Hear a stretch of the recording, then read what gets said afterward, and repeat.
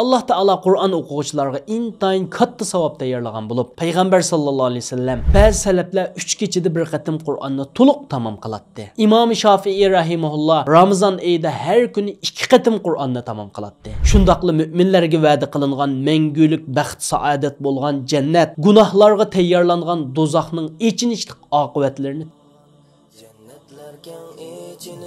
do'zax mahkam taqilib yetib keldi bizlarga xush muborak Ramazon ibodatda usul ko'p fazilatga boy. Ramazon shundoq bir muborak oyki, mu'minlar bu oyda hayotini yangilab Allohga texim yaqinlashadi. Bu shundoq bir fursatki, haqiqiy musulmon bu aziz oyning qadr qimmatini, kecha kunduzning ulug'ligini tushunalaydi. Shuning bilan o'zini ibodat, taqvodorlik va yaxshi amallar bilan bezaydi. Aslida Ramazonning eng qimmatli sovg'alaridan biri dal Qur'oni Karimdir. Shunga bu oy Qur'on oyi deb ataladi. Shundaqla bu oyda qilinadigan eng muhim ibodatlardan biri Qur'on o'qish. Chunki bu oyda tunji bo'lib Qur'on Karim tushishga boshlagan. Alloh taolo Qur'onning Ramazonda tushganligini bayon qilib, "Shahru Ramazonallazi unzila fihi al-Qur'anu hudan lin-nasi va bayyinatin minal huda wal furqon."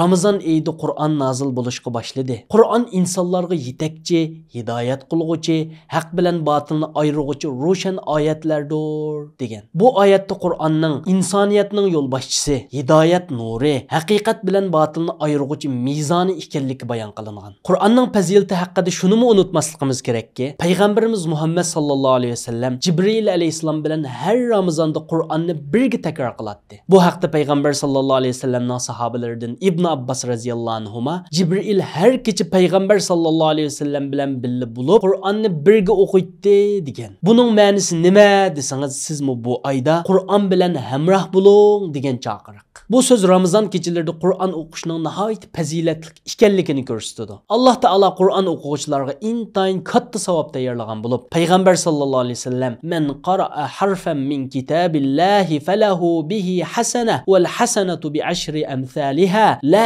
aqulu alif lam harf walakin al alfu harfun wal lam harfun wal mim harfun." Kimiki Allohning kitobidan bir harf o'qisa, uningga bir yaxshilik yoziladi. Bu yaxshilik 10 hassiga yetadi. Men sizlarga alif lam mim bir harf demayman, ammo lekin alif bir harf, lam bir harf, mim bir harf deyman degan. Bu hadisga qaraydigan bo'lsak, bizga kichik tuyuladigan bir harf Allohning dargohida nihoyat cho'ng. Imom G'azali rahimahulloh Qur'on o'qish qalbning nuri, ruhning uzuqi, iymonning kuchidir. Qur'onni qancha ko'p o'qisa, shuncha ko'p barakat va savobga erishadi deb Qur'on o'qishning ma'naviy ta'sirini, savobining nihoyat katta ekanligini tushuntirib bergan. Qaraydigan bo'lsak, salaflarning Qur'onga bo'lgan muhabbati, Qur'onga bo'lgan ahamiyat berishi ko'zga chiliqmay tura olmaydi. Ular kecha kunduz Qur'on o'qiydi. Ba'zi salaflar 3 kechada bir qatim Qur'onni to'liq tamom qiladi. Al-Asvad Ramazonda har 2 kechada bir qatim Qur'onni tamom qiladi. Qatodi 7 kechada bir qatim Qur'onni tamom qiladi. Imom Shofiy rahimahulloh Ramazon oyida har kuni 2 qatim Qur'onni tamom qiladi.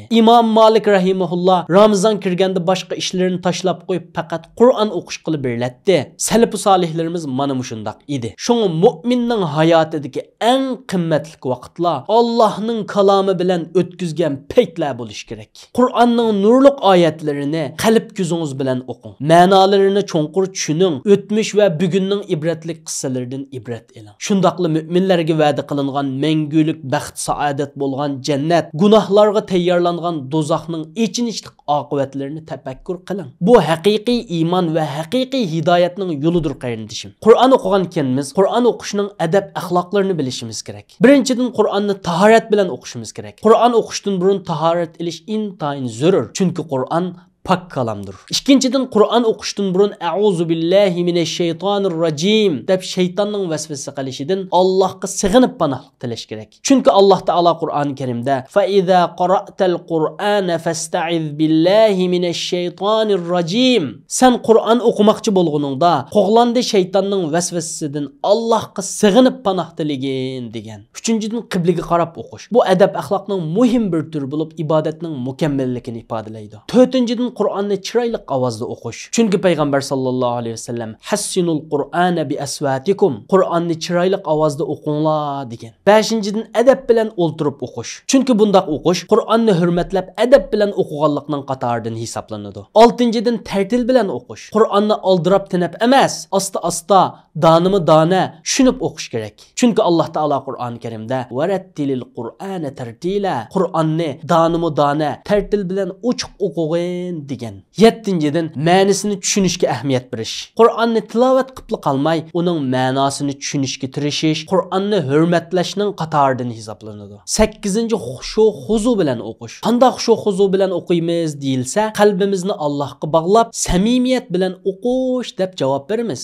Imom Navaviy rahimahulloh aytgandek, Qur'on o'qish eng afzal zikr, eng muhim ibodatdir. Qur'on o'quvchi Alloh bilan so'zlashayotgandek bo'ladi deb Qur'on o'qishning ruhiy mohiyatini izohlab bergan. Shunglashqa Qur'oni Karimni Alloh taolo mangli so'zlayotidi, mangli xitob qilyotidi degan his tuyg'u bilan voyaga yetkazib o'qish kerak. Bu qimmatli fursatni hargizmi qo'ldan berib qo'yma. Ey Alloh, Qur'oni Karimni qalbimizning bahori, ko'ksimizning nuri, qayg'ularimizning shifosi qilgin. Bizga Qur'onni to'g'ri o'qish, to'g'ri tushunish, to'g'ri amal qilish yo'llarini ko'rsatgin. Bizni Qur'ondan g'ofil qolgan kishilarning qatoridan qilmagin. Amin.